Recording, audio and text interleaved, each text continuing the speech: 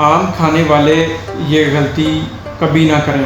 अगर आप भी आम खाने के बहुत शौकीन हैं तो रुक जाएं। आपकी एक गलती आपके मैदे को तबाह कर सकती है। अक्सर लोग आम खाने के बाद फ़ौरन ऐसी चीज़ें पी लेते हैं जिनसे मैदे को सख्त नुकसान पहुंचता है, क्योंकि आम जो है उसका जायका मीठा और तुर्श होता है। तो आम पर जो एक गलती हम करते हैं वो सबसे पहले ये है कि उस पर दूध पीना सख्त नुकसानदेह है। अगर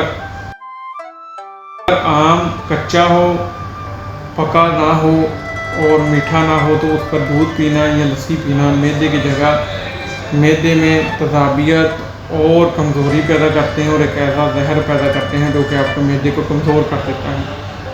आम पका हुआ हो, पूरी तरह मीठा हो, उस पर दूध पी लें तो कोई मसला नहीं है। उस पर कच्ची लस्सी पी लें तो कोई मसला नहीं है, तो जिससे हमें खून पैदा करता है और चेहरे की जर्दी जो है वो सुर्खी में बदल जाती है।